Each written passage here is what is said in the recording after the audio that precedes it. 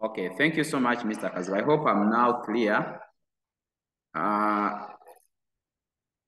We had started earlier at 2 minutes past 4. And I introduced myself. My name is Bakayana John, a teacher, Guyas High School Physics, Paper 2. However, we have a sharing this afternoon. And like I said that, we don't have a lot of time. I wish we had, but we don't have a lot of time. So straight away, we are going into our business of physics paper 2, and I asked myself whether we should have a one way I speak throughout, but I felt like I shared questions earlier. Maybe someone tried some numbers and he or she would wish to share. So in case you did any number, we are giving you first priority. We are giving you chance. Put up the hand. We don't have time. In case you tried out any number, please let us know.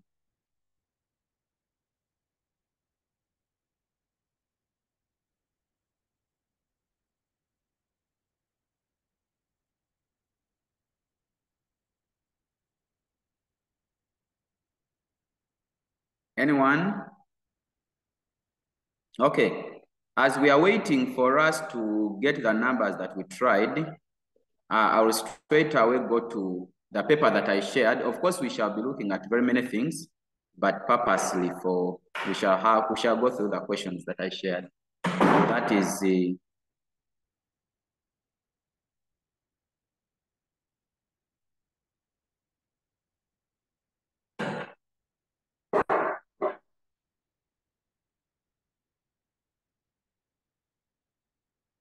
okay.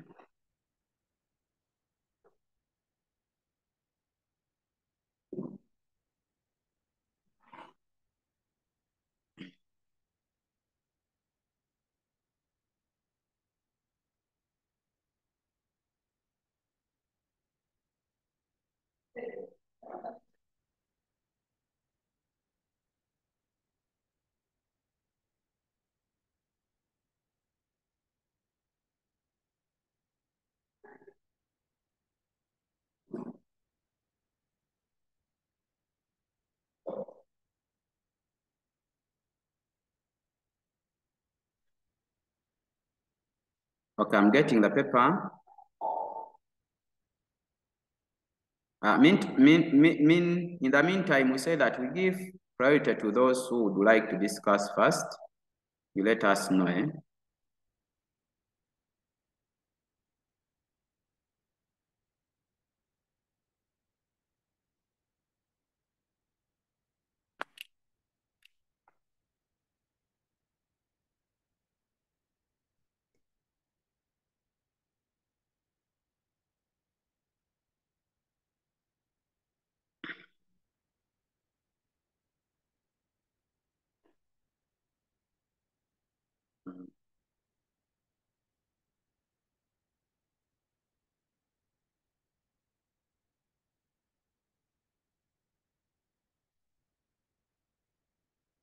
Okay.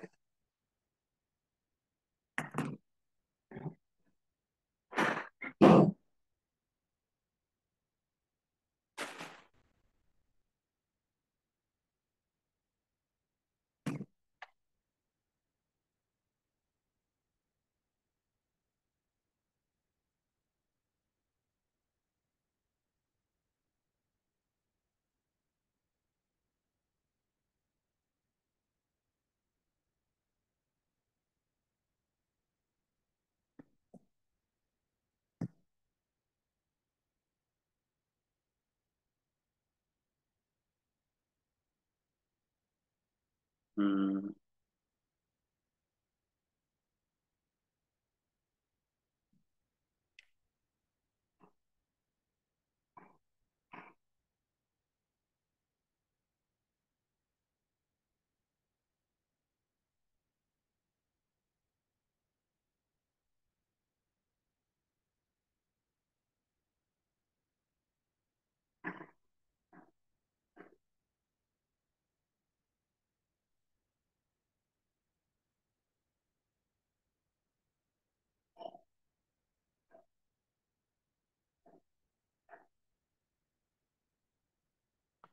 Okay, sorry for that delay.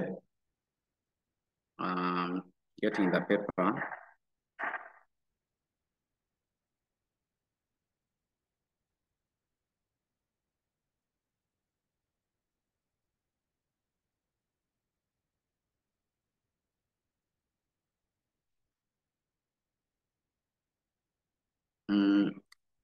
I'm trying to locate the question paper in case someone has it already. You can share. What I have is I had already filled in the guide, the solutions. Let me check.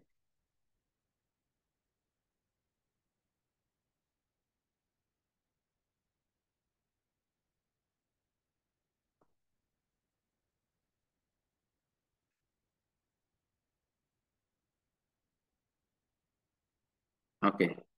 Mr. Kaziba, do you have the question paper? This I have, I already filled in the solutions.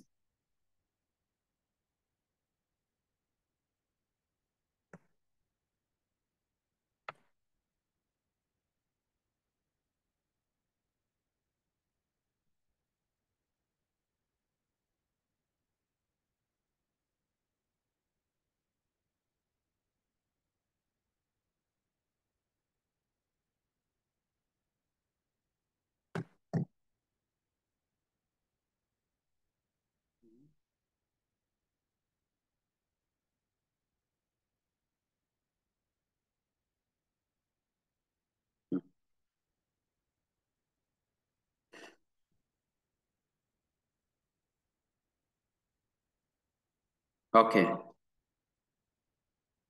Anyone to share with us that question paper? I'm so sorry, I thought I had it here.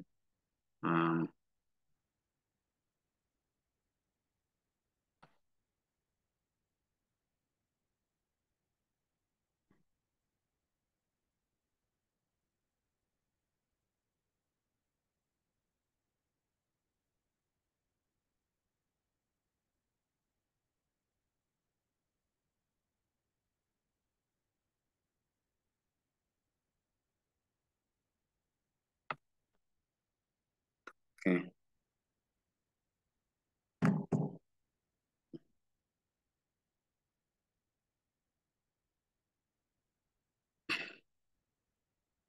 Okay, let's share the one I have already. So we have, yes, I'm seeing a hand.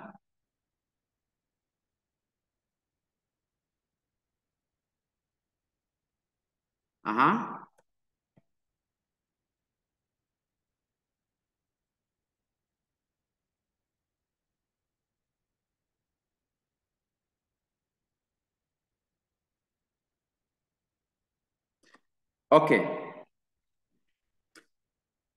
We have our, are you able to see me now so that we continue?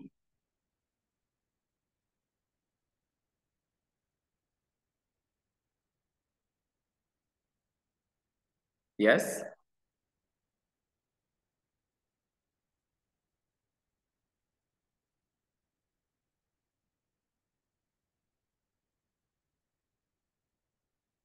Hello? Okay, so the questions I sent, it's a full paper having all the sections A, B, C, and D. And you all know that our section A always has the three part, has the part of light, optics, and also has the part of waves. So the parts of light in a paper that I shared has the questions that we are going to go through very fast. And then the part of waves also has the questions that we shall go through very fast. And also similar the parts of magnetism and other parts. Is that okay?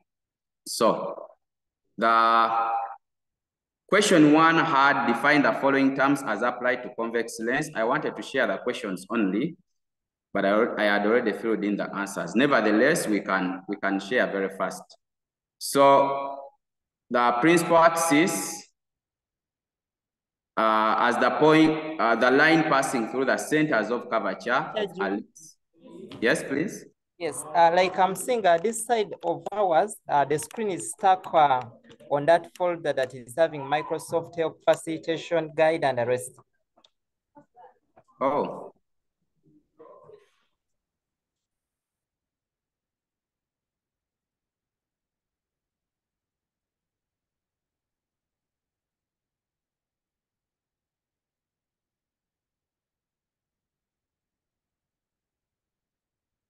Mm-hmm.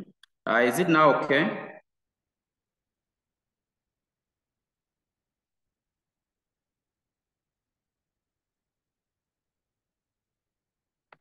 Yes.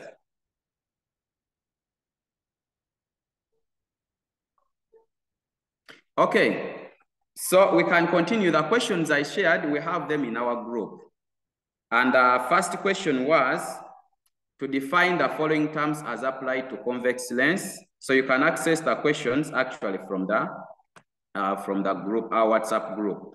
So the one I'm sharing here is that question and the answers that I came up with. However, I would prefer that in case you want to share anything, please feel free to share. In case you want to add on anything, the teacher is present. In case you want to add on or supplement anything, you are free. Any student, you are free to say anything. We shall be emphasizing a few or more things as per the question. So because we don't have a lot of time, we shall go straight away to the first question. So the first question is define the following terms as applied to convex lens. Maybe I want to repeat what I said, that P510 paper 2 has the 4 sections, the section 1, section A, sorry, section B, section C, and section D, where section A has both light and waves, then section B, section A has light and then waves. We have section B, section C, where we have magnetism and AC circuits, and then section D, we have current, electricity, and electrostatics. So we are defining the following terms as applied to convex lenses, that is the principal axis. And here I said that, remember I said that in case you want to share, if you did a number and you want to share, feel free. You put up the hand and we'll give you the chance. But we shall not wait. In case no one shows up, I will go through the numbers with us because I have them here with the solutions. Is that okay? Yes. So principal axis, when we draw our lens, we know that a lens has two principal foci, not so? Has two principal foci because it is made out of two glass spherical materials. That means that it comes with the two centers of curvature. That's why we're saying that that line that passes through the centers of curvature of a lens is what we call the principal axis. So if I'm to draw something, let me see.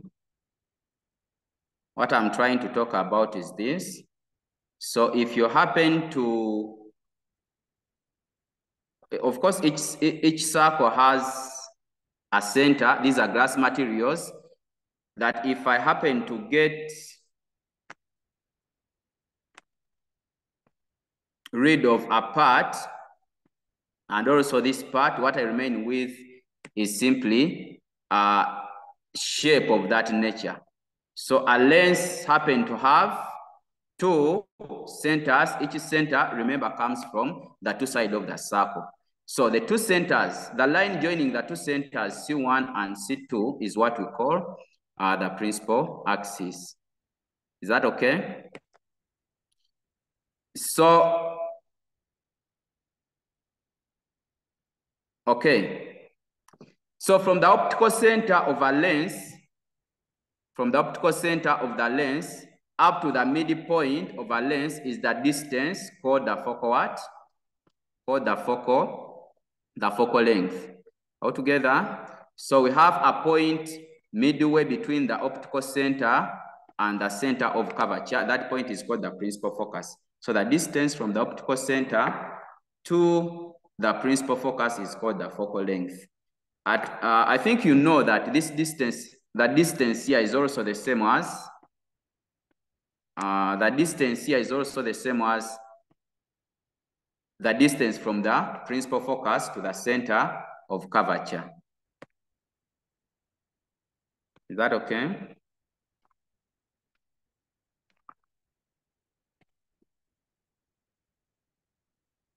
Okay. So focal length, just like we've said, the distance between the optical center and the principal focus.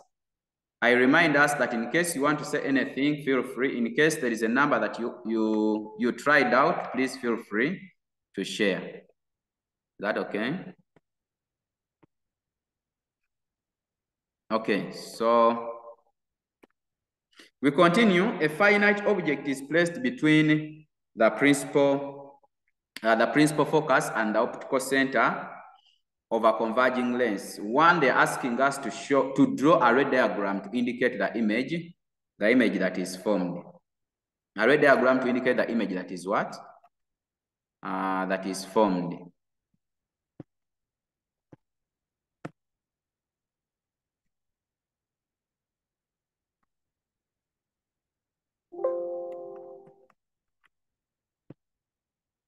Okay.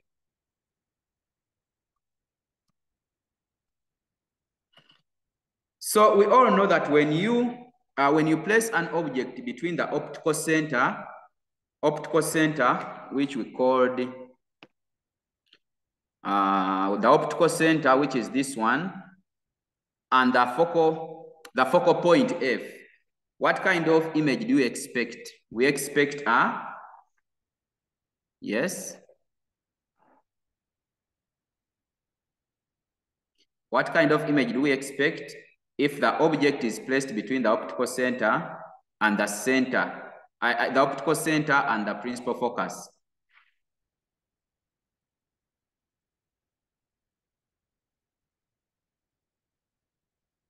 Yes. So the image expected is going to be, of course, by reconstruction, we come up with a magnified and also virtual what? Magnified and virtual image. Is that okay?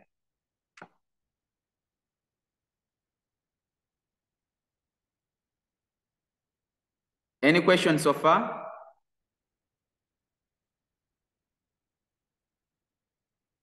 Yes? Okay, if there is no question, we can continue. So use the ray diagram to derive the lens formula. Use a ray diagram to derive the lens formula. Now, in this, I was very specific. Use the ray diagram. They didn't say use a ray diagram in the past, maybe part Eroman 1. So meaning that it was not a must that you should use the very ray diagram that you drew the other time. So that's why I chose to use a different ray diagram.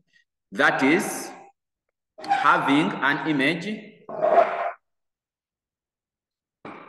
having an object somewhere along the principal axis. Of course, we know that the ray of geometrical construction, the ray that govern geometrical construction, rays that are parallel and close to the principal axis converge through the principal focus.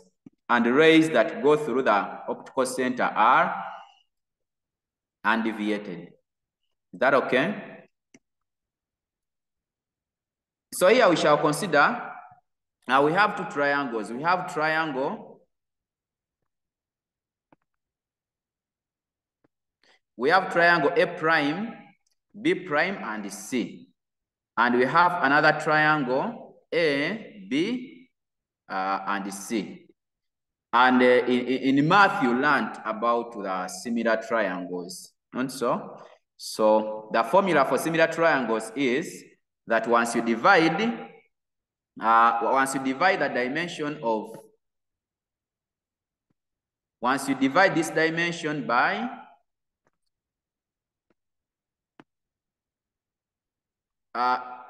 okay, the dimension of the image by the dimension of the object divided by the dimension of the image distance by that of the object distance. The ratio are supposed to be the same. So in other words, if we say A prime, B prime, out of these are supposed to be lengths. So when you get length A prime, B prime out of length AB, should be the same as length C B prime. I think that is the image distance out of length CB. Is that okay?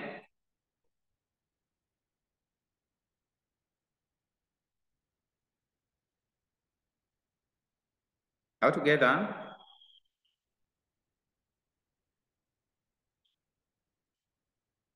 Okay. So can we identify any other triangle? So we see another triangle, A prime, B prime, these are lengths, divide by AB still is equal to FB prime, that's another length, FB prime divided by CF. So we have another triangle in this. We have A prime, B prime divided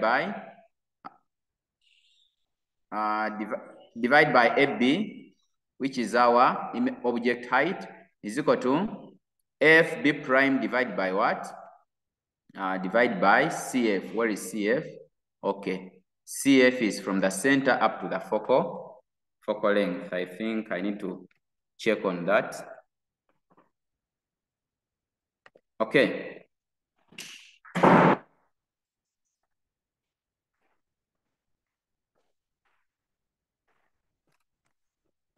So what happens after?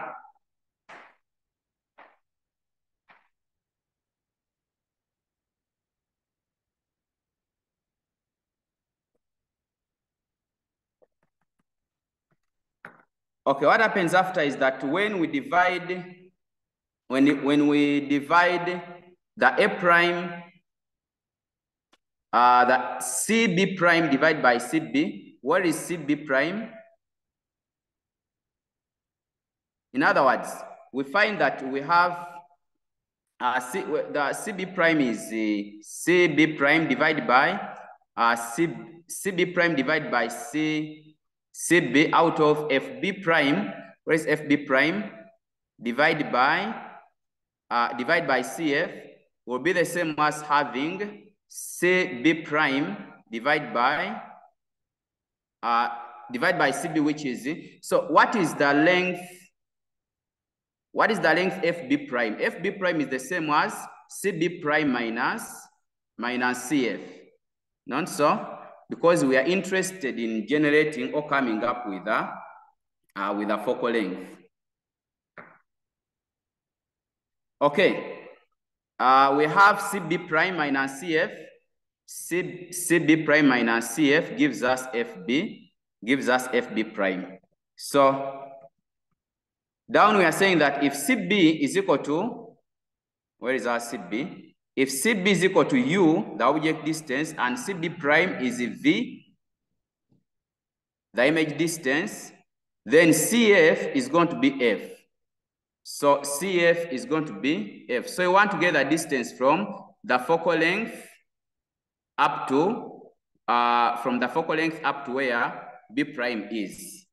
All together? So can we relate? CB prime was the image distance from the lens to where the image is, and also CB was the object distance from the lens up to where the object is. Then that is equal to the CB prime, which we said is our image distance minus the CF. The CF is the focal length, not so? So out of CF, which is focal length. So when you simplify this one, UV, when you simplify, you will come up with our formula, UV is equal to FV plus FU, of which if you divide by FUV, you come up with the length formula. Is it okay, or I repeat?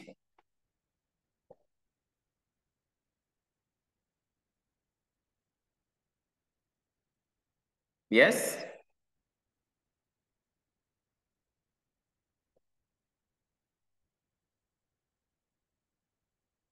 Yes, please.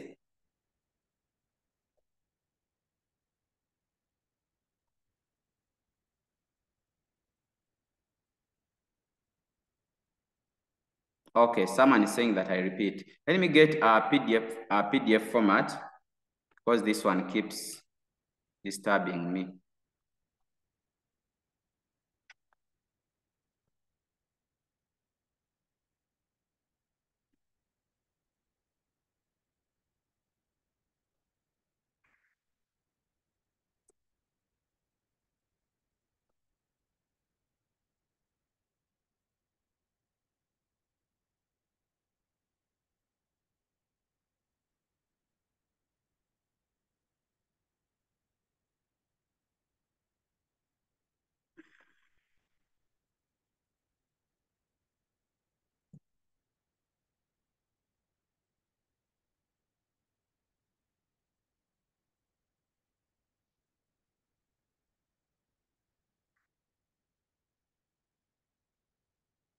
Okay. I think it's still a PDF format. Okay. There are many ways of deriving the length formula, and we are saying that one of the ways is by considering the object distance and the image distance. So I'm considering the approach of where we have similar triangles. For example, so if this is our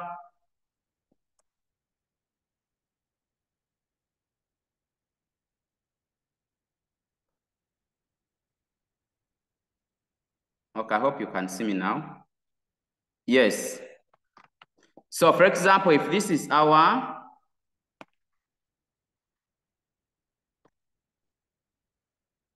we have our object distance, and then we have our image distance. So let this A, B, A prime, B prime, and C, and then A, B, C, be two triangles that are similar. Of course, like I said, that you can have rays that are close and parallel to the principal axis. We know that after reflection, they go through the principal focus. And also the ray that goes through the optical center goes through undeviated. So we are saying that we have with us similar triangles, of which we have one of them, A prime, B prime, and C, and also ABC. So let us first consider the one for A prime, B prime, C, and ABC. Altogether,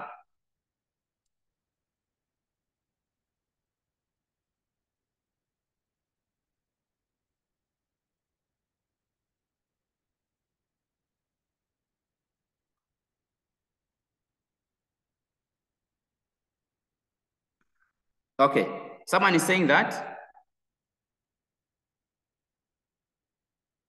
Why are we not using symbols for the lenses? The arrows, like, and I beg your clarification on why you used another ray diagram to derive the length formula, and yet the question has, yes, I used a different one because in a question, we didn't specify that using a ray diagram in Roman 1, in part A Roman 1 above. So you have chance to use any other. But if they specifically say that you use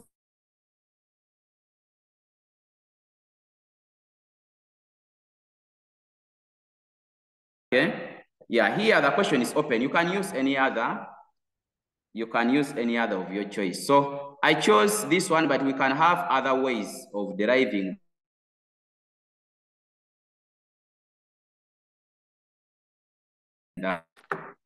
This one we have we have our object, we have our image, and we are saying that from the knowledge of similar triangles, we see that triangle ABC and triangle A prime, B prime, and C, these triangles are similar. Is that okay? And we know that from the knowledge of similar triangles, if I divide A prime, B prime out of AB, this should be the same as C as you relate to the diagram. Where is CB prime? From the center to B prime, and also out of CB. CB is from the center to B. So here we are relating the object height divided by the image height divided by the object height, and also that ratio should be the same as the image distance out of object distance. Is that okay?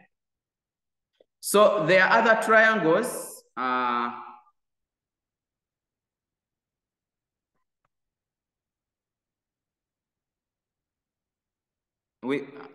You can't hear me. Is it a general challenge? Can anyone hear me? Maybe it is the issue with your, unless if it is a general challenge. Others, are you able to hear me?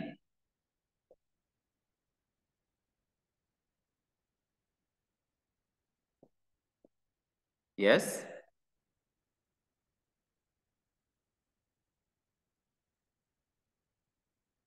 Okay, fine. Fine. So we are saying that if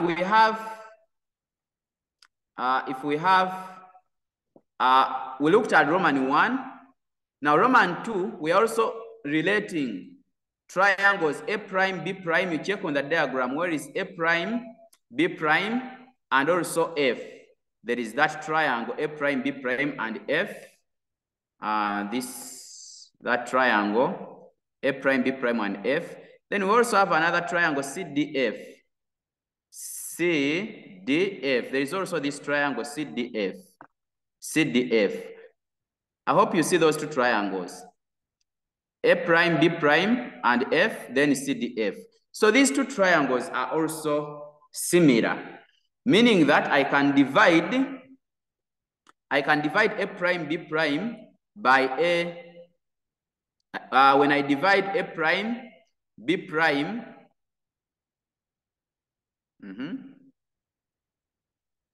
A prime, B prime by AB can be the same as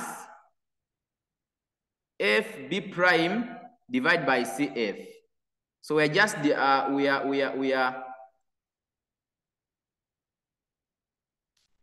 are dividing, because you know that CD, the height CD is the same as AB, meaning that I can say A prime B prime divided by CD, or I can say A prime B prime divided by AB, because height AB and height CD are the same. Altogether, so if I divide the length A prime B prime divided by AB, that ratio should be the same as saying FB prime divided by CF. So that is our equation 2. Now from equations 1 and 2, can we try to relate something from equation 1 and 2? Where is CB prime? If I say CB prime over CB is equal to FB prime over CF. So why? Because I know that from equation 1, I have A prime B prime over AB is equal to CB prime over CB. And also in equation 2, I had A prime B prime over AB is equal to FB prime over CF. That means that I can equate the right-hand side of equation 1 and equation 2. I can equate the two. So when I equate the two from the right-hand side of equation 1 and then that of equation 2, I come up with this. That okay? Now from this one, we know that CB prime over CB is equal to, what is CB prime?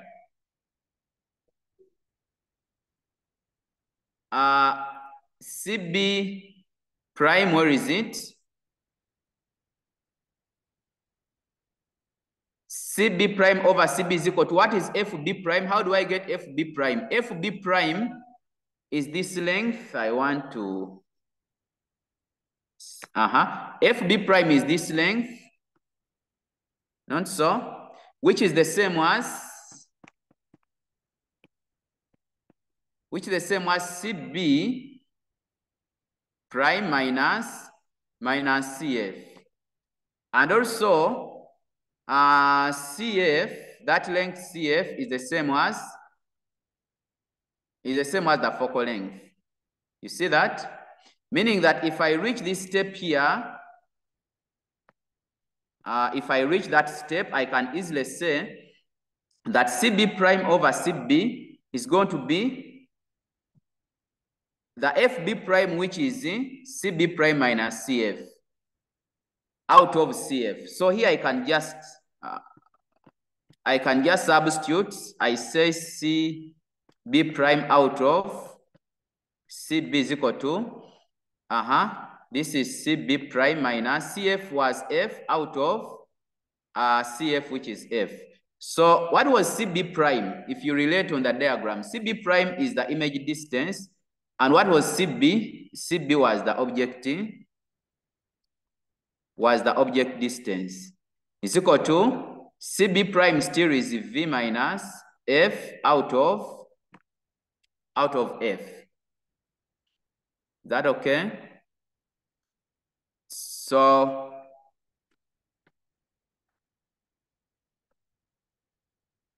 that means that if you simplify this,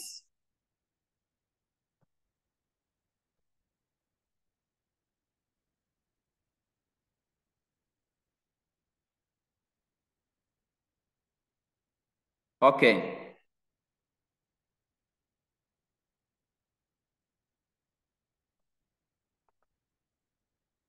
That means that if you simplify,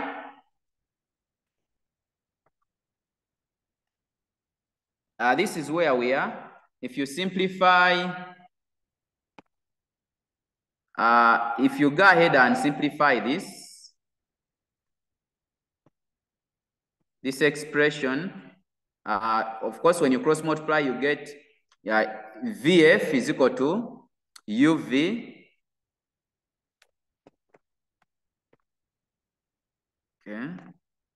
Okay. VF is equal to UV minus UF, of which if you make UV the subject, you come up with VF plus UF. So from here, that's where I divided by UVF throughout. UVF by UVF. So that's how you come up with that formula.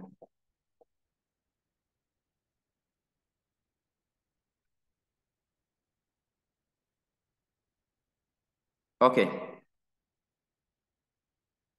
Someone is asking, do you have the guide for these questions? Of course, I'm going through the guide that I made. Is that okay?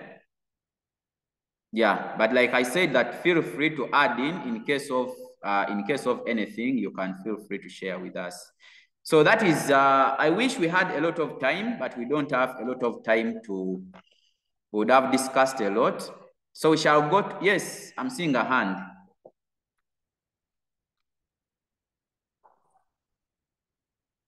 Yes, please.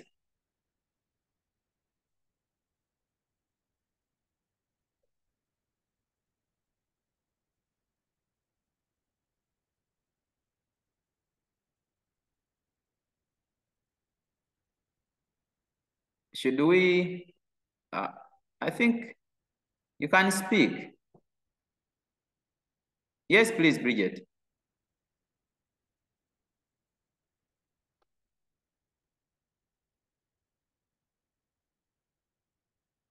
Unmute.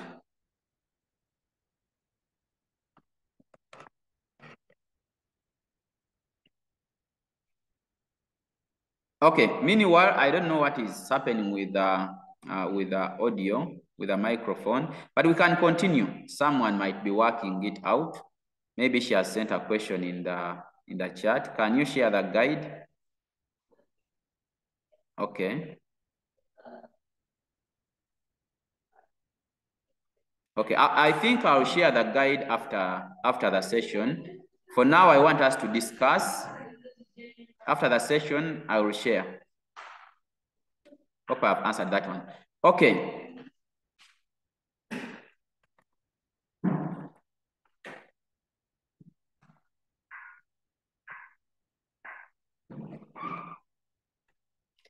We go to another number, another question, or another part.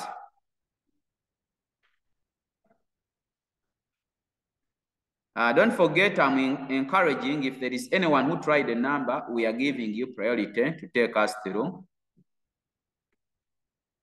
But we shall not wait because of time. For us, we shall continue. Okay, an experiment to determine the focal length.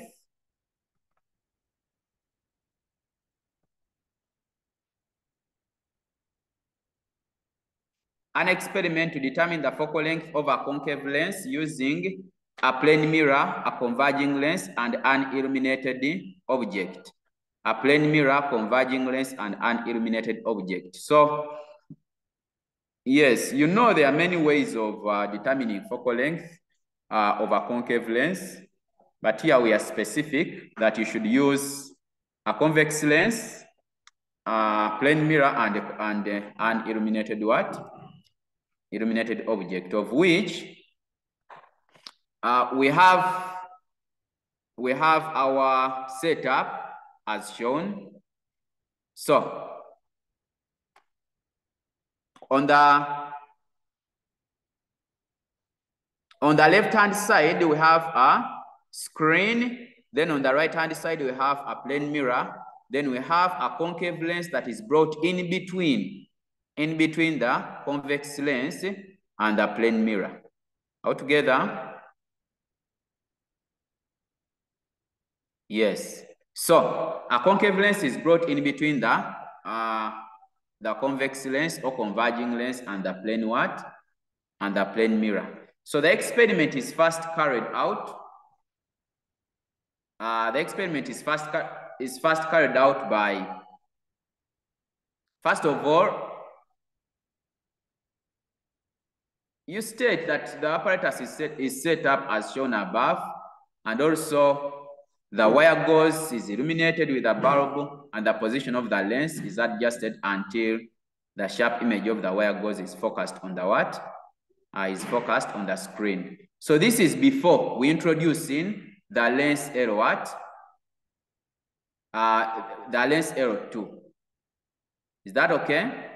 So you first focus, or you first find the position of the, image before you introduce in the concave what? The concave lens. So after that, we then, who can tell us by doing so, what are we looking for? What are you looking for? Why do we first work it out without a concave lens? What is that first procedure for?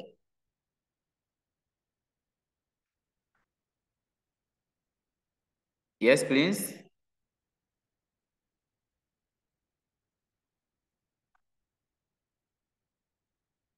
Yes, someone is requesting that I should unmute you. I wish I can. I don't know how I can do it. I love so much that you should participate. I don't know how I can unmute. Is there a way?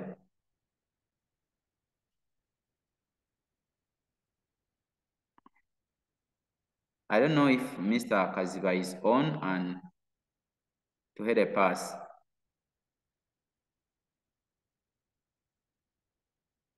So that people can participate. I like the question you send in the chat, but sometimes I see them a bit late. So these first-hand questions would do so good if someone has a question. But nevertheless, if you fail to say something, you can post in a chat. Once in a while, I can check through. Is that okay?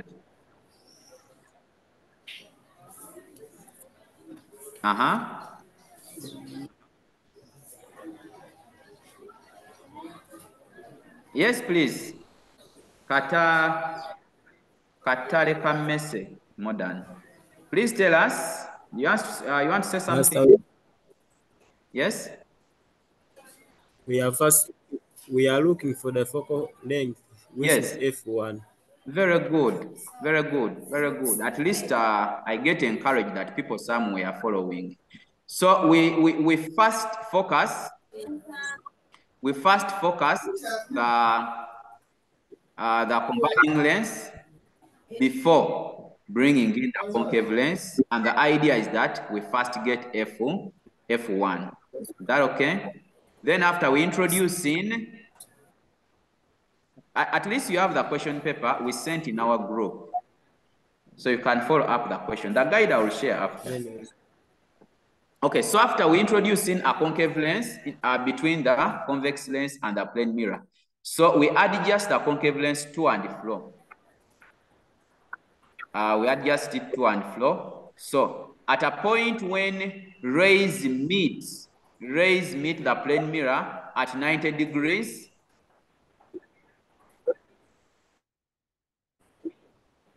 okay, at a point when rays meet the plane mirror at 90 degrees, there we expect that the object, now this is after inserting in between the convex lens and the mirror, after inserting a concave lens.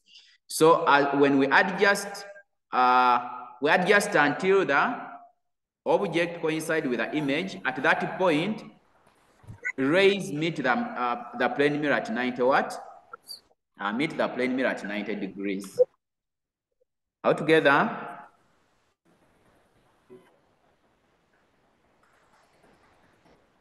yeah. Yes. So after that, what happens? Can someone guide us in the steps next?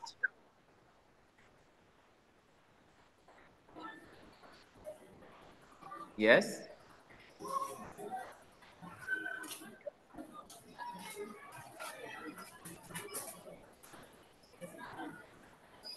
Yes, please.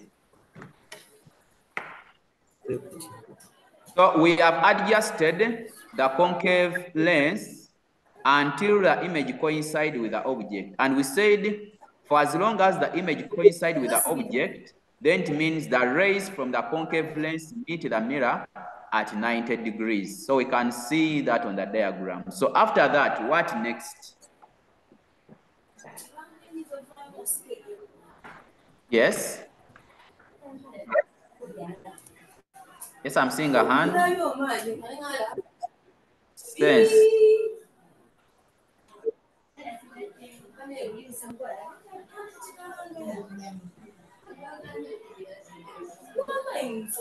Yes, please.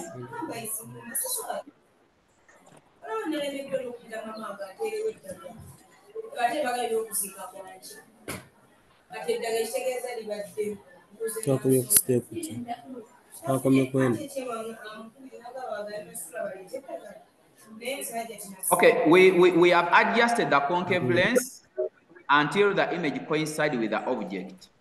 And I'm asking, what is next? What are we trying to find out?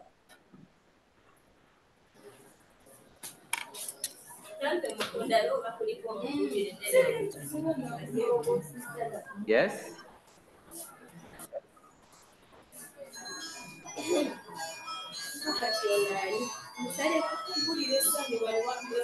Okay. Okay, now you can mute. You can mute. So we are saying that the distance, the relative positions of L1 and L2 are adjusted until a sharp image of the wire gauze is formed just beside O. That's what we talked about, that until relative position of L1. L1 is the convex lens, L2 is a concave lens. So we adjust, we basically adjust L2 until we have the image coinciding with the object, the image of the wire gauze. So at that point, we are saying that the distance U1, I think you know where U1 is. U1 is between the object. U1 is between the screen. U1 is between the screen and the lens. So the distance U1 and D are measured and recorded. Remember, our task is finding the focal length of what? Finding focal length of the lens, the concave lens. So how do we get the focal length of the concave lens? How do we get the value of F2?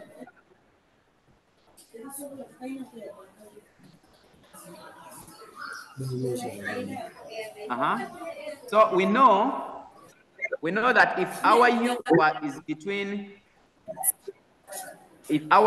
between, the screen and the concave lens, and then our V, are we listening? Our V is the distance L2 and I prime, not so? No, sorry. Our V is that, we said U1 plus D gives us the what? U1 plus D. Yes?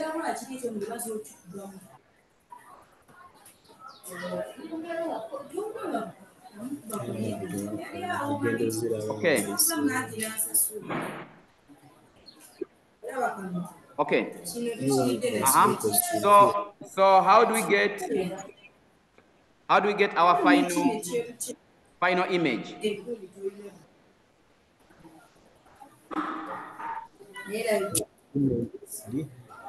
Yes?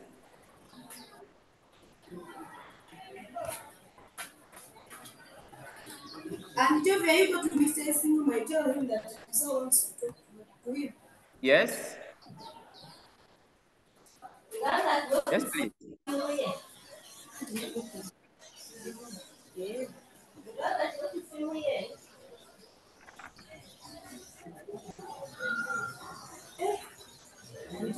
Please tell us.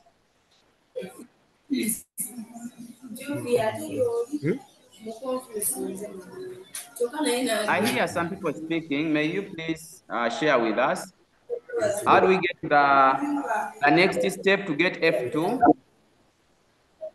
F2, the length of the focal length of the concave lens. I see a hand, a question, or you are giving us the response or the answer.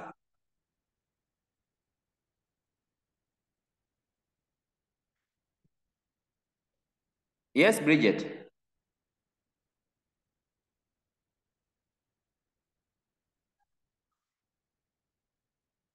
Okay. As they are thinking, let me continue. So we shall have, I don't know how best we can unmute. Okay. Okay, you can continue. Okay, if no one is saying a word, we can continue. So how do we come up with F2? F2, which is the focal length of a concave lens,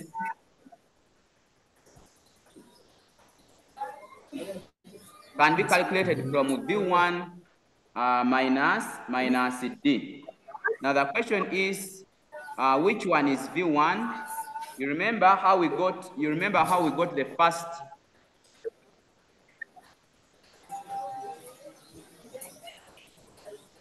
You remember how we got the first position of the image without a lens, without a concave lens, where we adjusted the convex lens until when a sharp image was formed. Altogether. So now I'm interested in getting. Yes.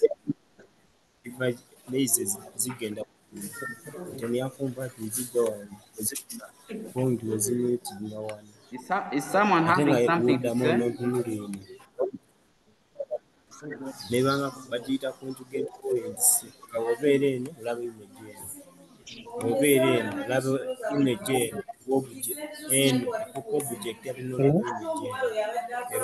to get points. Hello? Yes, please. Can you hear me? Yes. Can you hear me? Yes. Can you hear me? Yes, I can hear you. I want to know whether those lenses should be combined or not. Whether they should be combined, put together, eh? Yes, without No. that distance. Yes. Without that distance B. Without a distance. The distance is necessary, but even without a distance, I think you can get the answer, or you can get the expected. So, but I was asking a question, someone to take us through the final step of how to get f2, the focal length of a concave lens. Yes.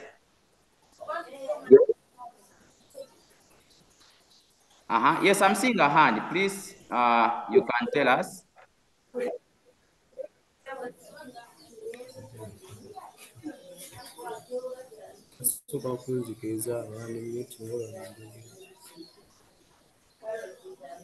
Yes, Elijah.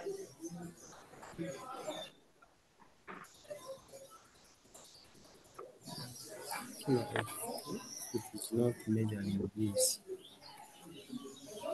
this view plus b, it is f equals to u.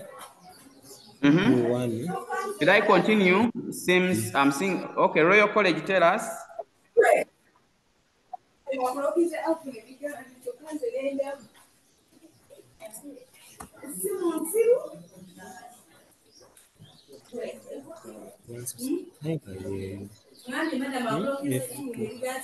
Okay, so we can get f2. We can get f2. We can get f2 the focal length of a concave lens from a formula u. This was supposed to be u1, I think. u1. It was supposed to be u1 minus d, where u1 is calculated from the formula 1 over u1 equals 1 over f1 plus 1 over v1. Is that right?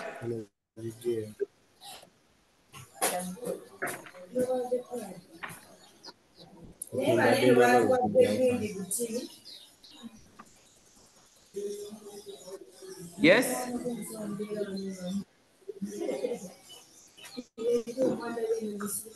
Any question?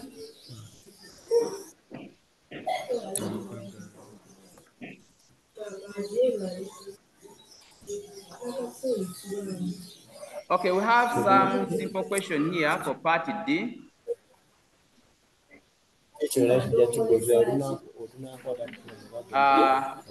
The part D was saying that describe an experiment to determine the focal length of a concave lens. An experiment to determine the focal length of a concave what?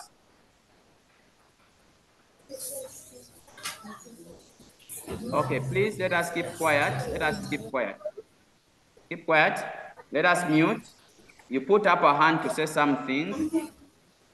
Describe an experiment to determine the focal length of a concave lens using a plane mirror, a converging lens, and an illuminated object. I think we have seen that. Now, the other one, part D, is a calculation question. So the calculation question says, Elijah, are you able to say something? The calculation question says that a point object is placed 20 centimeters in front of a diverging 20 centimeters in front of a diverging lens, and on the other side of the lens is a concave mirror, coaxial or on the same axis with it, and of focal length 20 centimeters. If the final image coincide with a, if the final image coincide with the object, calculate the focal length of a concave. Calculate the focal length over concave lens if the distance between the lens and the mirror is 30 degrees. So we also have another full experiment.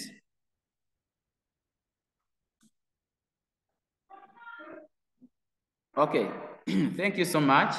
We also have another full experiment that we can always perform practically.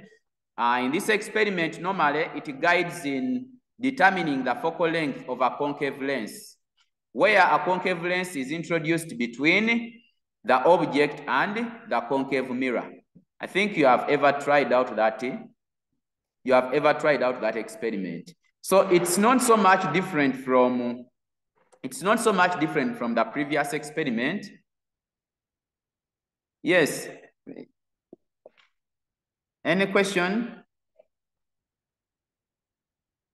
Okay, we'll continue. So this experiment is not so much different from the one we have seen above, because we see that in both experiments, we have a point where the object and image coincide. So for this question, one, we note that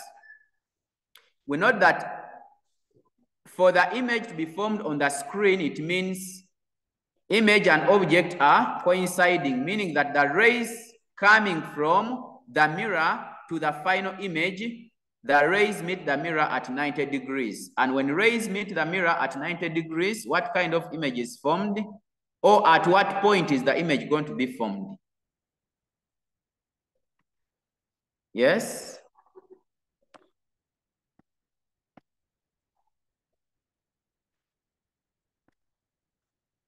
Which color am I using? If I can use this one. Okay, so we are saying that in this experiment,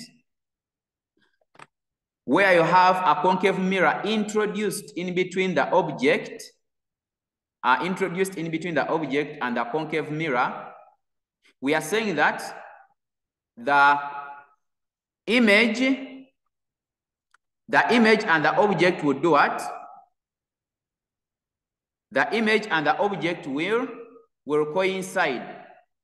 At a point where they do coincide, it means that rays meet the mirror at 90 degrees. So when we trace these rays backward, it meets the mirror at 90 degrees, meaning that we need to locate that in absence of a concave mirror, where would these rays meet? So that where this ray would come on the principal axis in absence of the mirror, that would be the image.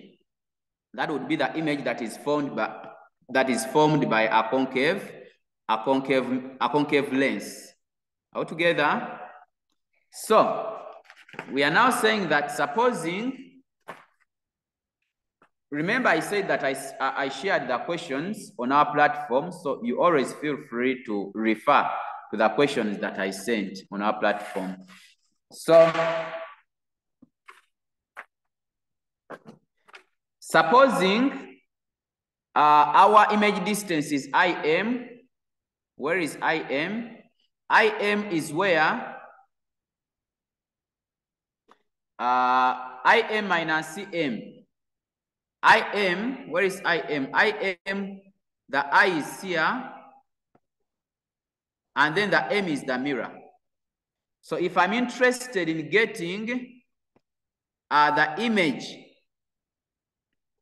if I'm interested in getting the final image distance, then I'll subtract the IM minus CM. So take note of these letters. I is the image formed by this the concave lens. Altogether, so, and that is the I gives us the final image, where the distance between I and the concave lens is our V, which is a virtual what? A virtual image distance. But we are saying that, how do we come up with this distance? So we shall get the distance from IM then subtract off the distance from CM. Is that okay? Then the remaining distance is the virtual image distance due to the concave lens, which is V. But we know that from I to M, IM is the radius of curvature of the mirror, because we said that when the image and the object coincide, what happens is that rays meet the mirror at 90 degrees, meaning that if you trace them back, they meet, when you trace them back, they appear to be coming from a particular point. And that particular point is the radius of curvature of the mirror. So if I say that the radius of curvature minus the distance CF, what I remain with is the value of V. So in the question we are given the focal length.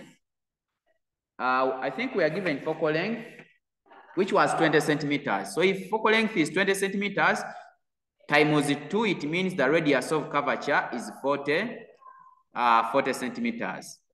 Is that okay? So meaning that if I subtract the radius of curvature minus 30 degrees, I get 10. So that 10 is our virtual image distance. So if I know the object distance, which was given in the question U was given as 20, and I know the virtual image distance, I can find the focal length of that concave lens. Is that okay?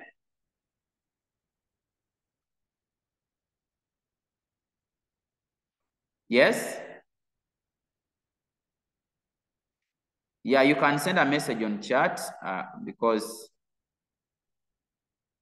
okay, someone is saying yes. Okay, so we can go to another question. We don't have time. Time is against us. I wish we could do some more. Okay, explain why parabolic mirrors are used in car headlamps. You know, parabolic mirrors have capacity to concentrate light, not so? By the virtue of their design, they can easily concentrate what? They can concentrate light because rays that are parallel and close to the principal axis meet at the focal point. So they are capable of directing light at a particular point due to their converging power. This is because concave mirrors are converging in nature.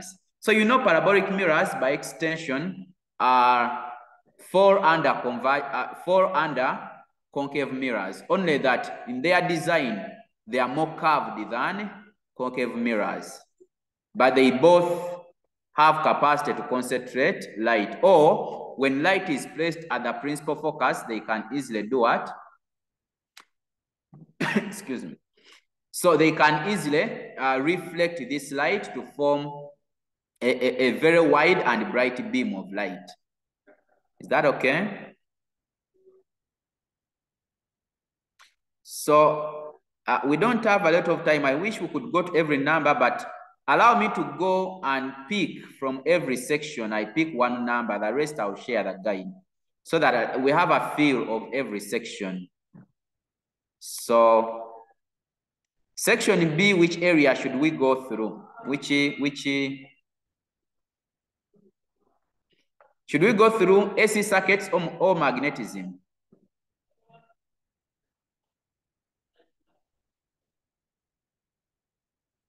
There is also this section for waves. For waves. Okay, allow me to go through section.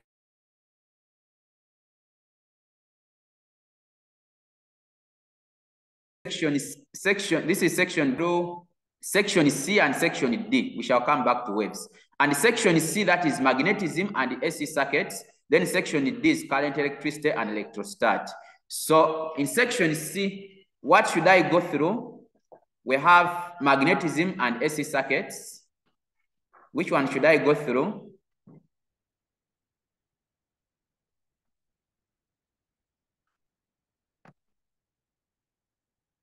Yes.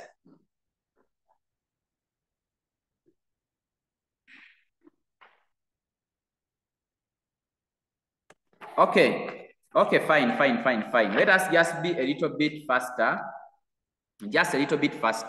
because this is another section that is very important. Let us just go a little bit faster. You bear with me. So sketch the magnetic field pattern. I'm going through magnetism. Sketch the magnetic field pattern. I'll also go through AC circuits. If time allows, I go through section D. Is that okay? Okay, sketch the magnetic field pattern around a vertical current carrying straight wire in the magnetic field and use it to explain the neutral point in a magnetic field. Okay, for those friends of ours who, I know all of us do magnetism and we have already started on it. So you are familiar with the Fleming's left-hand rule, not so? You are familiar with Fleming's left-hand rule? Yes. So where if we have the field from the north to the south, and then we have a current carrying conductor, the direction of the field around the current carrying conductor can be determined using grip right-hand rule. You know that. So that when current is entering into the paper, then what is the direction? Current is entering into the paper.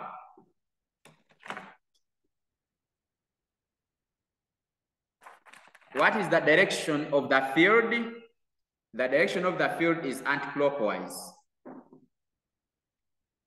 And then current out of the paper, the direction of the field is clockwise. Okay.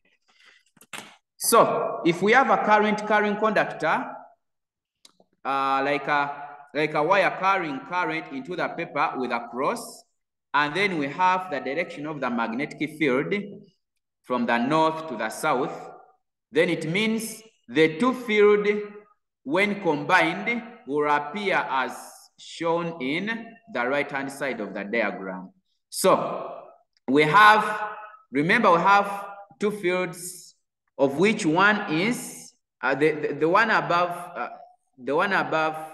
the current carrying conductor, the one above, and due to the current carrying conductor, we see it is clockwise, following the same direction as the one from the magnet, which is from north to south. So above it will add up, and then under, because under the current carrying conductor, we see that one field is going to the right, but with the current carrying conductor, the field is going in the opposite direction. So there will be cancellation of magnetic field lines. So the cancellation is what brings about the neutral point.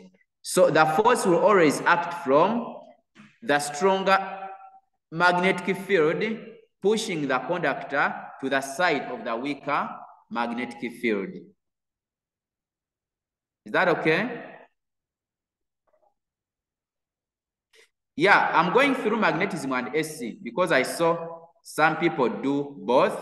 I just say that let us be a little bit faster so that we tap in both magnetism and SC. If time allows, we shall also go through section D, then we come back to waves. I don't know if time shall allow. But to those who offer magnetism, at least I'm giving a brief on how the two forces act on one another. The one is due to the current carrying conductor, and another one due to the field, which is from north to south. And I'm saying that on the side where the fields follow the same direction, they add up to make a stronger field. And then down where we have the field lines opposing each other, there is cancellation, leading to the neutral point. So they say that we use this arrangement to explain the neutral point. Of course, I've explained that the field is stronger on one side of a conductor where there is high concentration of field lines. High concentration of field lines, and weaker on the side of the conductor where there are fewer field lines. So the resultant force is created from the side with a stronger field line to the side with weaker field line. So I said that this conductor will be acted upon by a force from the stronger field line towards the weaker side. Is that okay? Then here they are asking us to explain the factors that affect, oh, my battery, I think, let me connect to the charger, to the socket.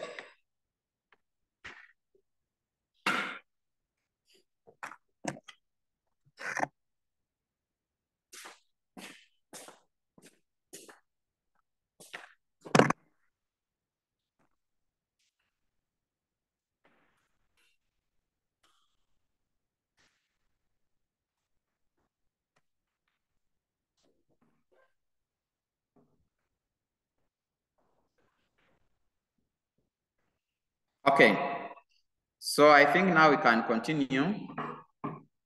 So the factors that affect the force that is exerted on a conductor carrying current. So the force, a conductor carrying current experiences which kind of force? Experiences which kind of force?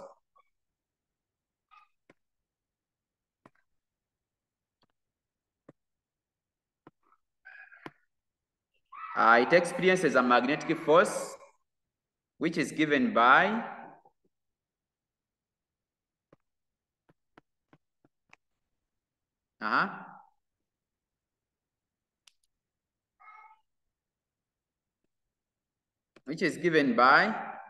BL times I, where B is the magnetic flux density, L is the length of a conductor, and I is the current flowing through a conductor. Sometimes we also put the sine angle between the conductor and the magnetic field.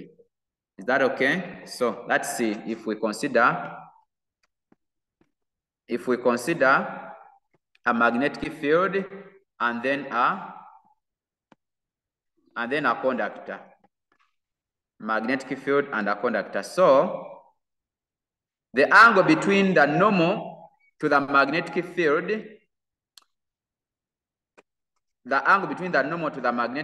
if we call it alpha, then alpha is simply going to be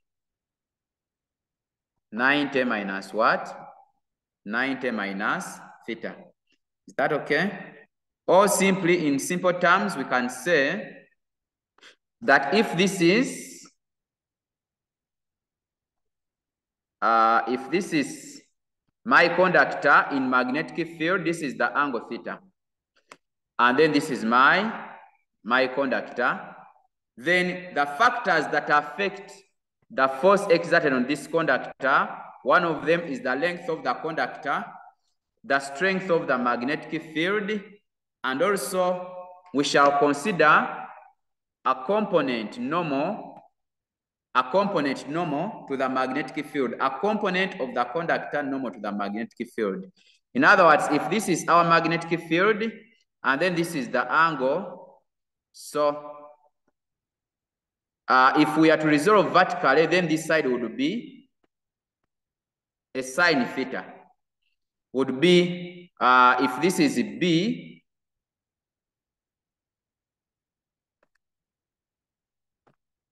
okay. So this side would be a sine of what? A sine of the angle theta, meaning that the factors that affect the force will be the length of a conductor, magnetic flux density, and then the sine of the angle between the conductor and the sine of the angle between the conductor and the magnetic field. Is that okay?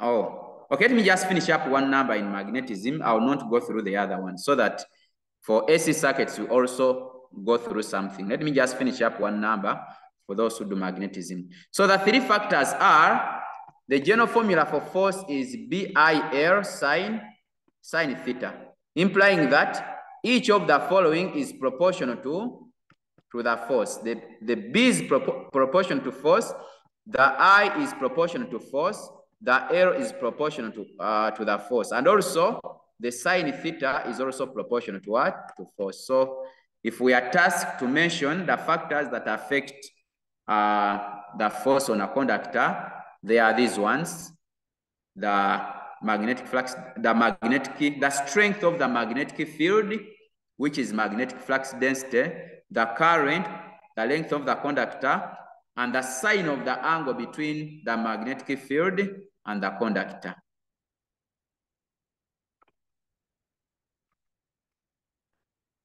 Okay.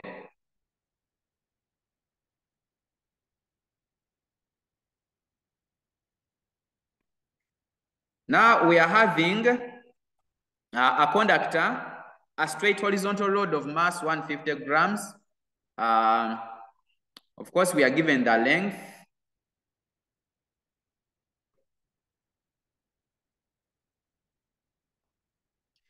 We are given the length. We are given the magnetic field is measured in terms of Tesla, that is the magnetic flux density, and perpendicular to it. So remember, if we are asked to find the current through the rod, if the force acting on it just balances. So the force acting on a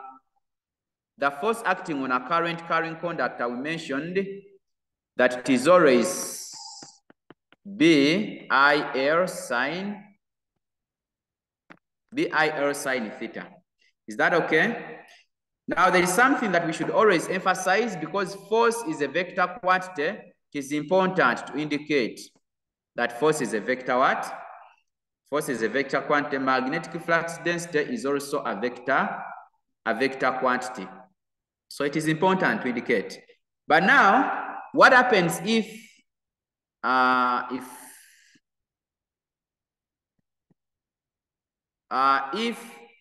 my conductor C and the magnetic flux density, which is measured in Tesla, and it is represented by B, magnetic flux density. So what happens if the angle theta is 90 degrees? If angle theta is 90 degrees, then my force will become BIL, because sine of 90 is what? Sine of 90 is a 1. Now, if this rod is being balanced by the magnetic field, then on the other side, it will be the weight. It will be the weight of the rod. I think this is an absolute measurement of current.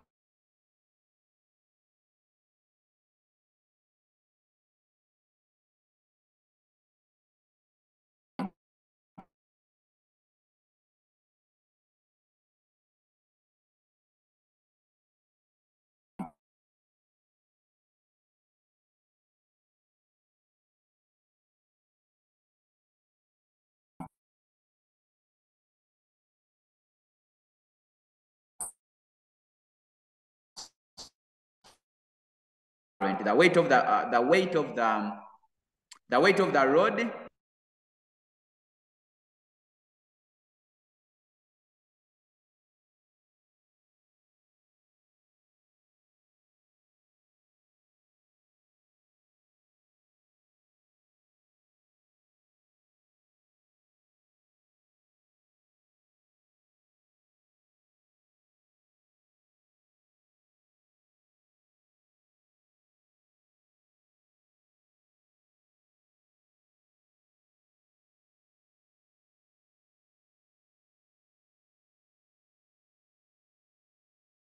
Okay, sorry for that. We go where we are. We simply equate the magnetic force with the weight of a conductor, just substitute and come up with the current required. Is that okay? Okay, then another question is about deriving the torque exerted on yes, bro parents.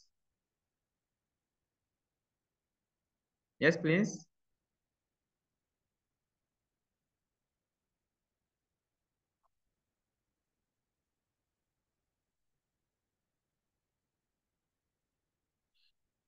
Is someone having a question?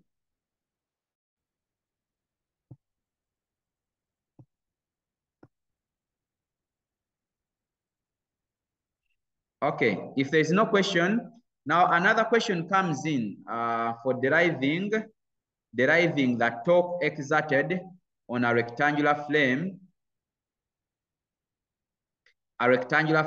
carrying current carrying current. That is a torque. The screen is blank. You can't see the screen? Yes? All of us?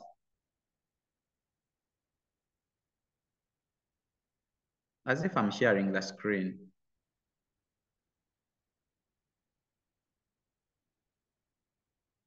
Yeah, I think we can see the screen, yeah? Okay, thank you, thank you, thank you.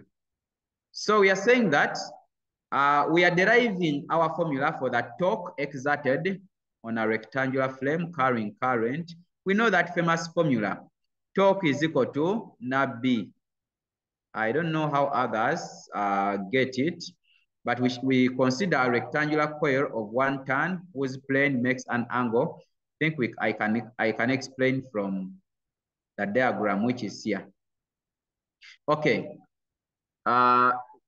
we have a rectangular coil,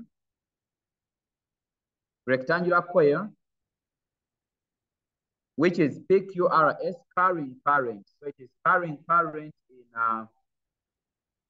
in the direction given PQ, and then the other side of the coil receives or has current in the direction R what? RQ. You know that when you place a rectangular coil in between the poles of a magnet, according to Fleming's left-hand rule, that is if it is a motor, if it is a generator, we use Fleming's right-hand rule. So when we're using Fleming's left-hand rule, the coil experiences a force, which force acts in such a way that if the force acts in such a way that if this is my coil, okay, I think I should do.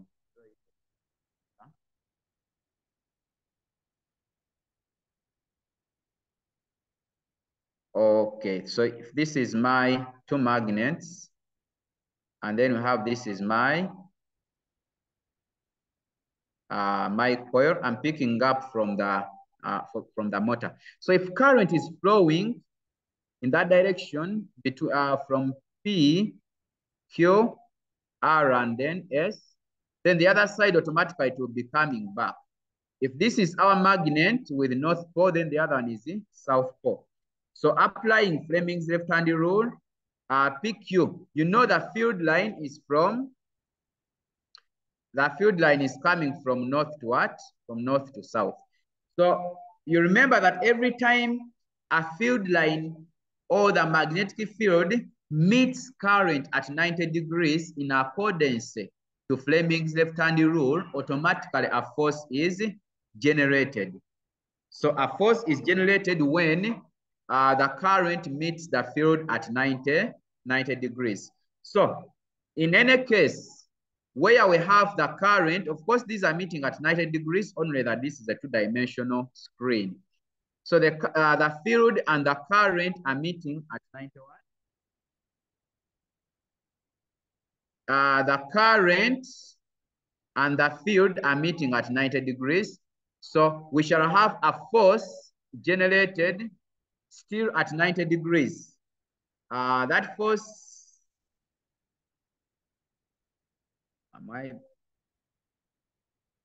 okay, let me try to see if we can get this. So where we have a field moving in this direction and the current at 90 degrees to the field, then automatically a force is done what? A force is set in. This is, I'm using the left hand. This is Fleming's left-hand rule. The field, the current meeting at 90 degrees, automatically a force is generated. So when we consider the rectangular coil here, when we consider the rectangular coil, we shall see that on the side PQ, we shall have an upward force being exerted, whereas the opposite side, which is RS, we have a downward force which is exerted. So the two forces constitute a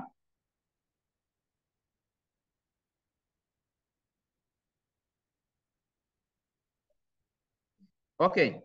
Yes, friends, those of SC, we are going to go through some SC numbers, but I wanted to hint because going through magnetism, check SAS so that you can also try it out. It's not a simple area. It is, I mean, it's not a hard area.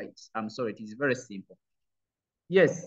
So on one side, we have an upward force. On the other side, we have a downward force. And we say that these two forces constitute what we call a couple. So what is a couple? A couple is simply two forces that act in opposite direction, but are of the same magnitude.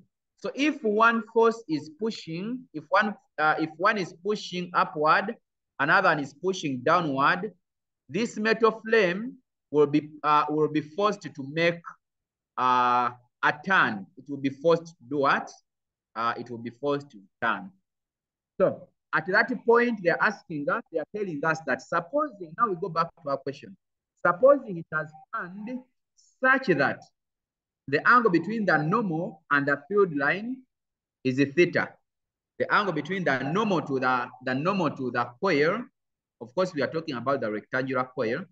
The angle between the normal to the coil and the field is a theta.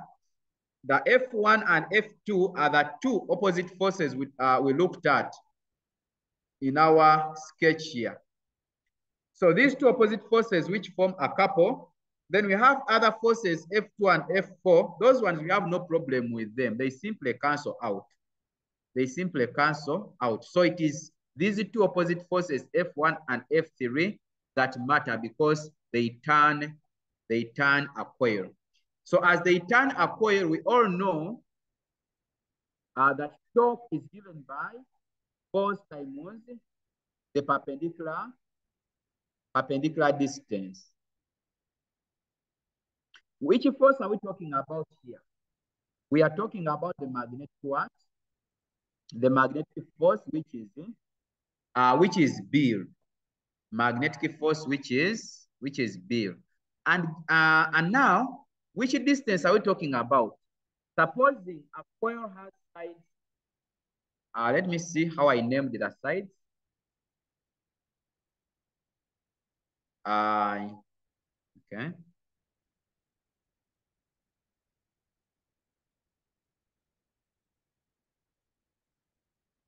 Okay, we are here. Consider a rectangular coil of one turn whose planes make an angle alpha. Okay, I talked about alpha at the other end. But the sides, I called PSB and also PS, I called it B. What is PS? Okay, now I can relate. This is B, and then I call this one, that one A. So that as it rotates, remember we said that torque is the force times perpendicular. Force times perpendicular distance. So as it rotates, we shall consider the perpendicular distance, which is our force is here, but now the L is the length of the coil, which is going to be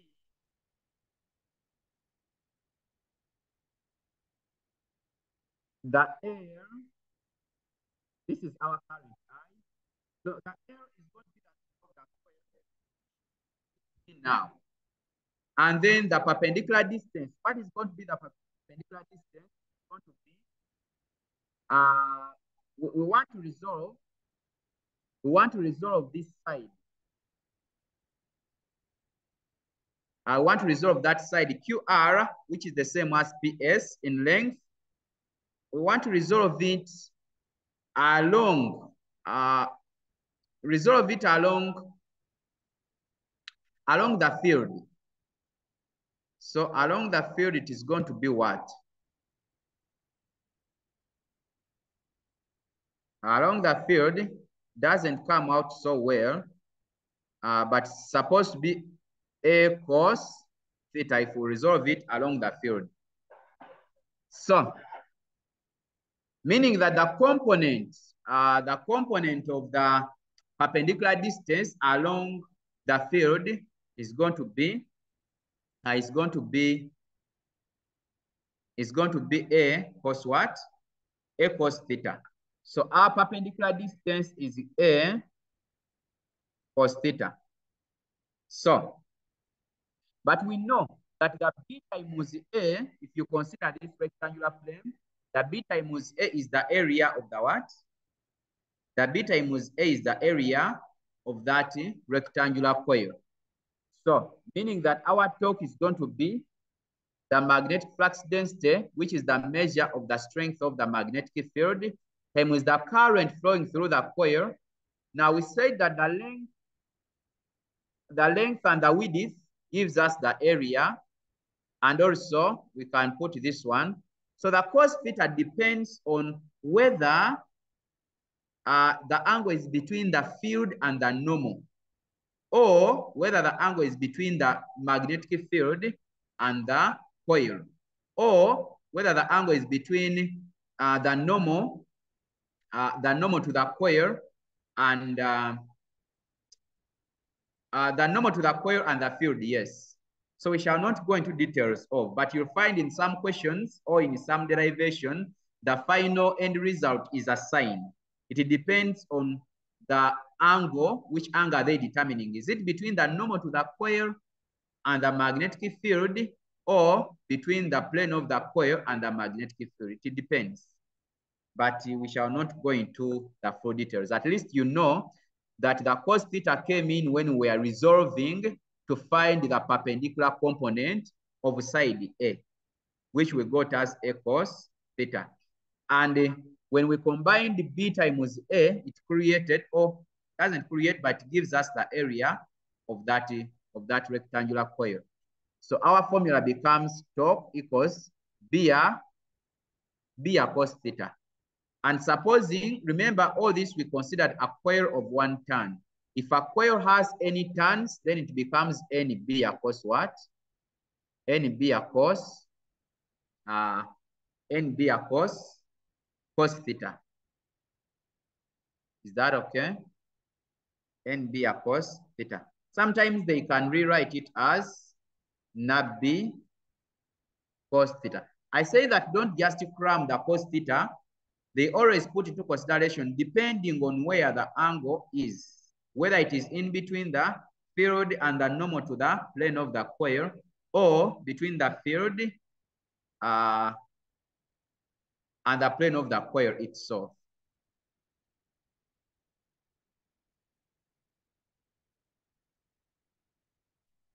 Okay, I'm coming with SC. We are finishing this one shortly, don't worry. Please stay calm.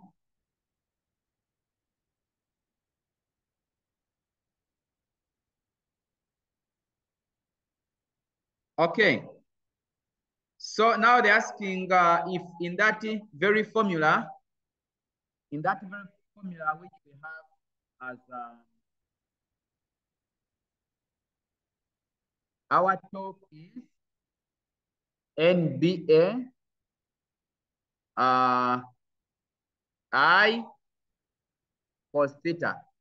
So if theta is 0, that means that that means that the plane okay, if theta is 0, what are you going to come up with?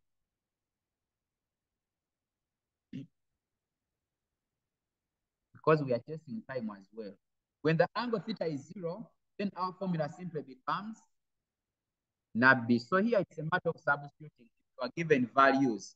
You are given the number of turns. You are given the dimensions of the plane, the length and the width. You are given the magnetic flux density and the current. You can get the torque. Is that okay? Of course, when you have the dimension, length, and width, they can give you the area. I wanted to explain when do we use 0 degrees.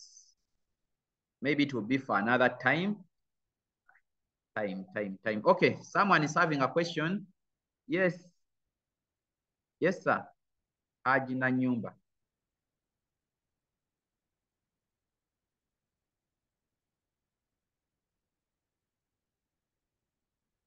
Yes, please. Okay. You can write in the chat. You can write in the chat. So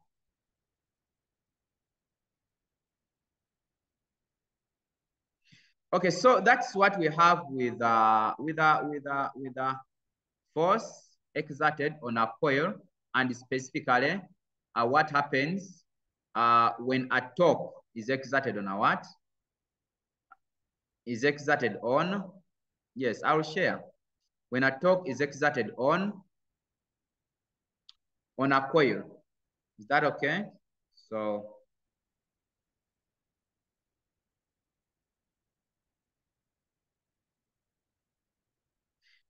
okay. So this we have seen that what happens if this was a question, draw a sketch showing, the question was for the previous calculation question, draw a sketch showing direction of current, field, and torque. The question was, let me check. The question was, a narrow vertical rectangular coil is suspended from the middle of its upper side with its plane parallel to a uniform magnetic field. Yes, I wanted to explain the concept of where the angle theta is 0.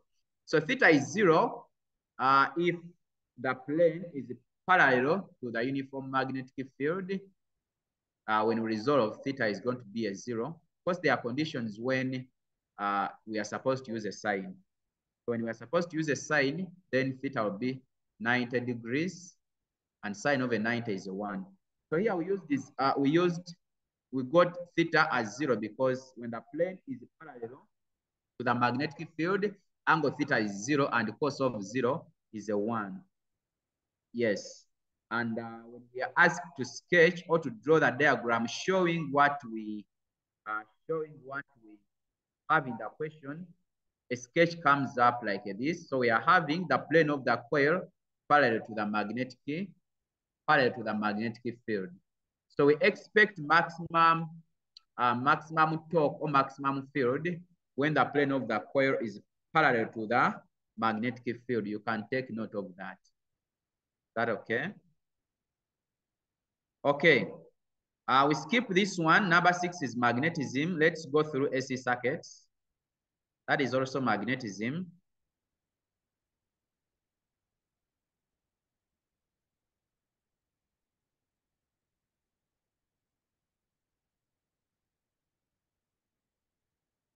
Okay, let's go through AC circuits. Distinguish between electrical resistance and reactance.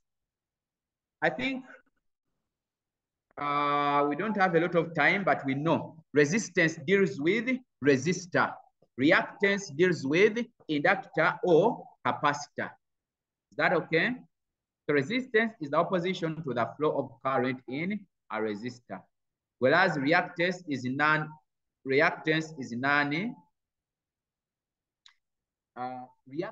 non-resistive, meaning that reactance is opposition to the flow of current through an inductor or a capacitor. Is that okay? Okay, so we have a question here. We are deriving. The question says, an alternating current I flows through a coil of inductance L. The instantaneous value is given by that, where I naught is the amplitude and F the frequency. So the question is asking us to derive an expression for the voltage V across the coil. Yes, so the instantaneous current, you know that in AC circuits, current is represented by a sine wave. That's why it is called a sinusoidal current. A sine wave is one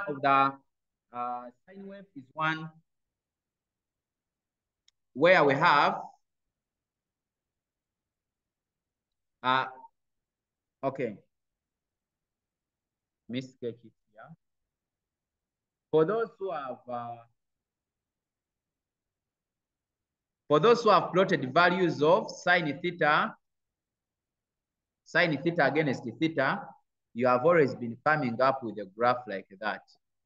That is called a sine curve. So alternating current always display or always portray the nature of a sine curve. That's why it is called a sinusoidal current, meaning that when you plot the values of values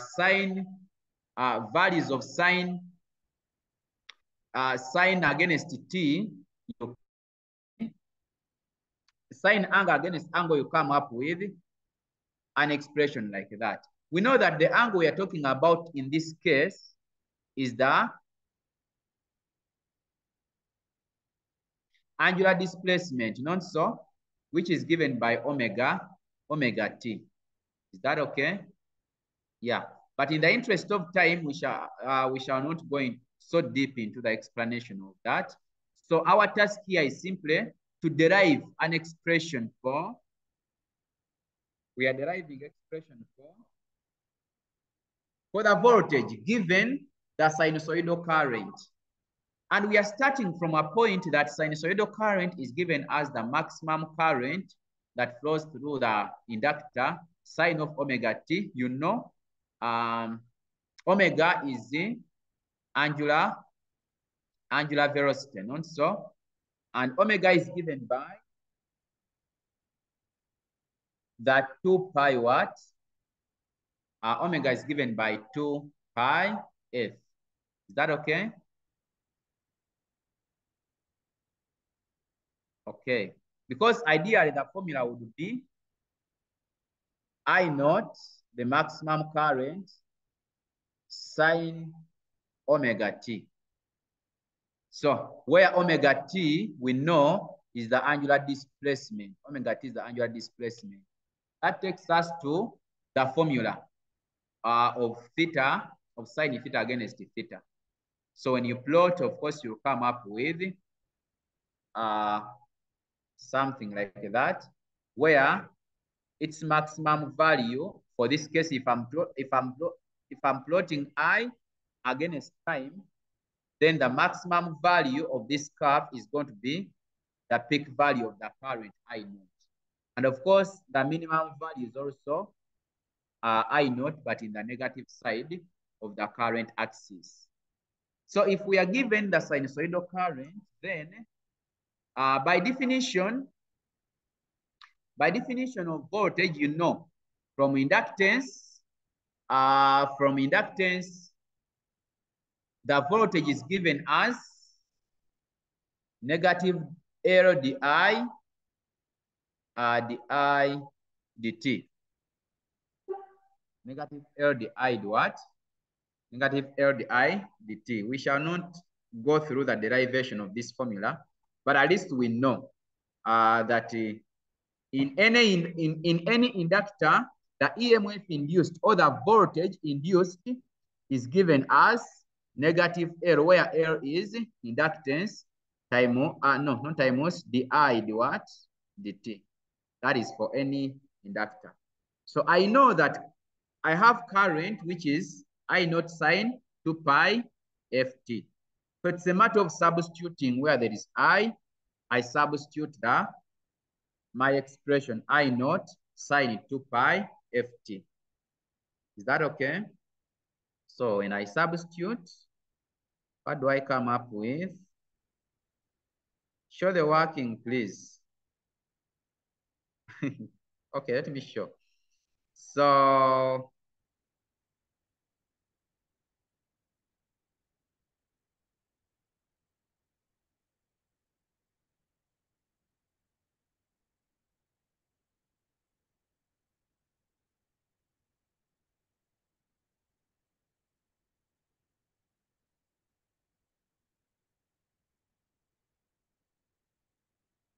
okay. So V is equal negative L d dt, where we substitute for sinusoidal current, we substitute its value. So we come up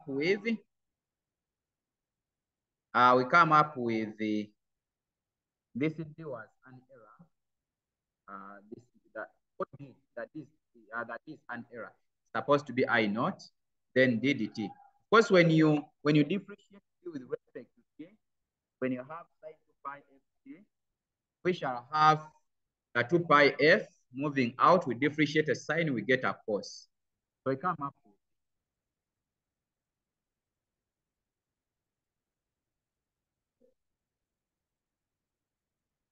We come up with that. Then state the phase of V relative to that of I. The phase is that the current lags the voltage by 90 degrees. So this expression V can also be written as V naught cos omega. Remember, omega is for 2 pi f. 2 pi f. But I was I naught. It was a sine omega t. That okay? Where V naught in this case is given as 2, we are to relate 2 pi f L I naught. Is that okay? Yeah. So from there, you can even make F the subject. F becomes V naught out of 2 pi L I naught. This formula is used somewhere. Is that okay? So now when you plot these two graphs, the graph of I and the graph of V, you see that one will be leading the other by 90 degrees, because if I'm expanding V in terms of I, then it is going to be okay. This V is going to be V naught. This is a cos, and we know that cos omega t is the same as sine 90 minus omega t. Am I right?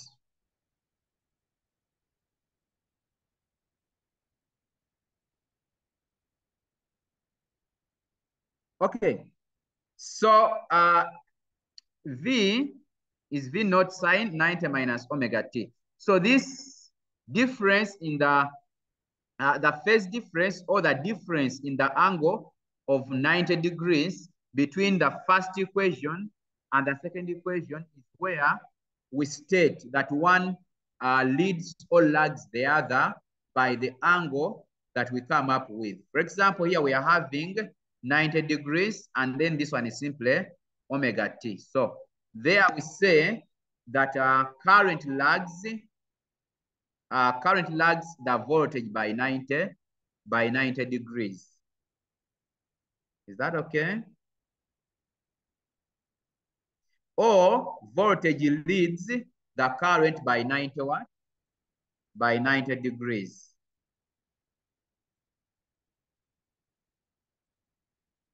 Is that okay? Okay, so that is the details. I think you have them in you have the details in your notes. See, you check through. So let us look at so I sketched for you the diagram to show us that whereas when you plot a graph of V against time, you see that one is ahead of the other by a phase difference of 90 degrees. For example, what we mean here, that if this is 0, our sine I was I naught, let's say sine was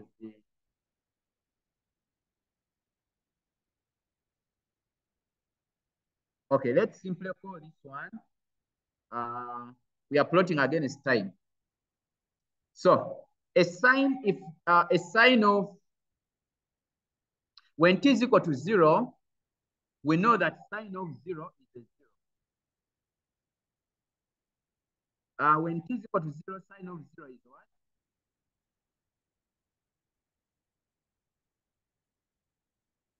The V was V naught cos omega t.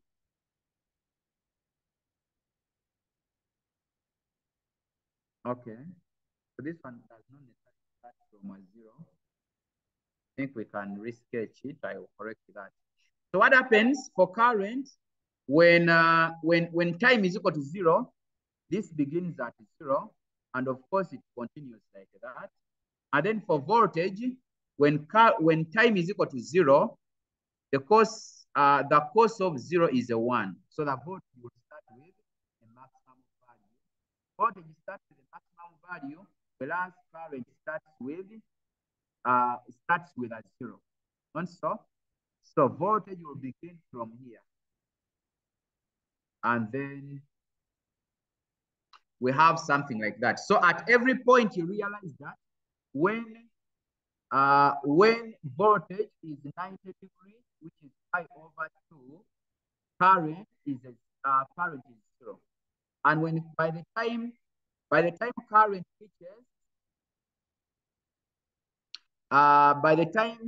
reaches 180, that is pi. Okay. Voltage is what? By the time current reaches 80, voltage is already. Can I repeat? Make it a bit clearer. Okay, so a sine curve will be like that, whereas a cos curve will always be start from the maximum value and then drop like that. So meaning that at a time when the current is 0, voltage will already be maximum. Voltage will already be maximum. And what happens when the current attains maximum value?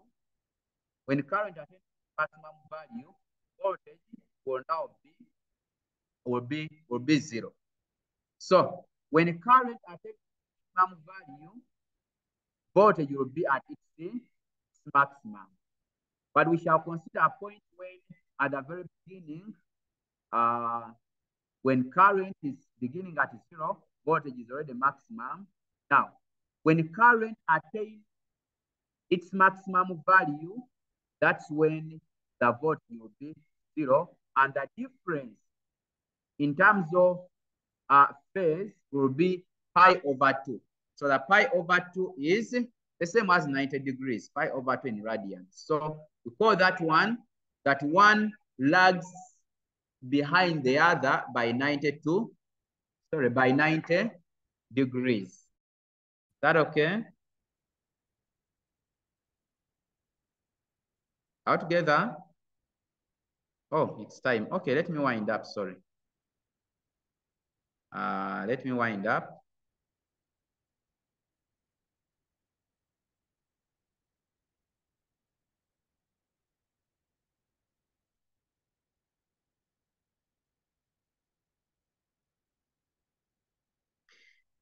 Okay. Or there is a load that is remaining. For example, why is a coil said to be a pure inductor? And the reason is very simple, because in the process, when it is connected to the AC source, as current is flowing, energy is stored in the magnetic field, and in the subsequent quarters of the cycle, energy is released. Okay, I will share that one, I think. And then we heard about the transformer. Since it is time, allow me to stop here, and then maybe some comments. If we are given a chance another time, where do you think we can improve? Yes, please. Where do you think we can improve in just some 1-2 minutes? I've been a bit fast because time.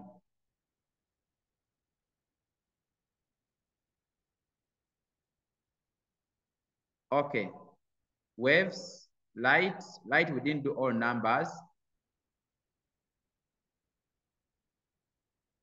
Yes, I'm going to share the guide, but there are just a few things that I want to correct, like some spelling errors. Those I want to share.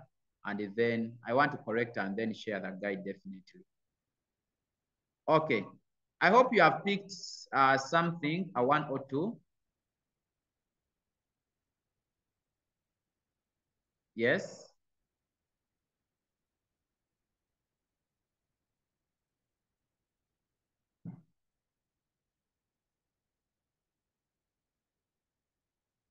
Okay, we had a lot. We had that is section, that is AC circuits. We had section D, the current electricity, charging and discharging of capacitor. So I want to take us through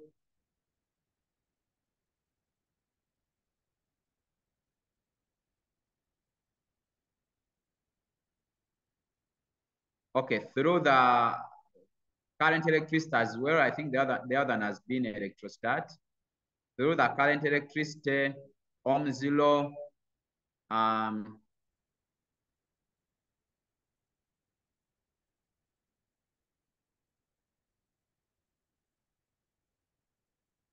potential divider,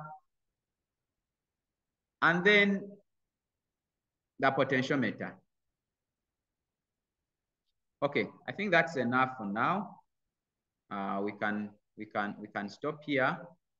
Maybe we shall get some other good time. Yes, Mr. Kaziba. Mr. Kaziba, back to you.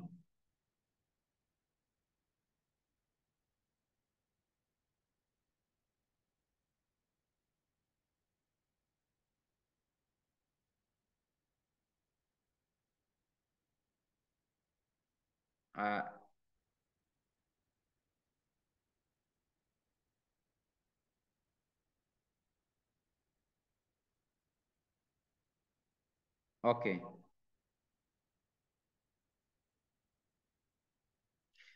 Maybe you can unmute and say a word. I don't know if the restrictions are allowed.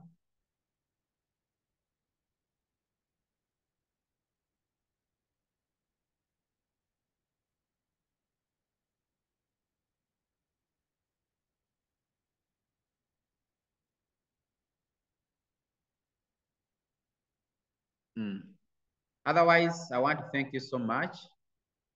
If there is nothing else, we can stop here for now. The guide I will share, I hope you are on our forum. Yeah, I will share. Let me correct some, just spelling error, some few things, and then I'm going to share.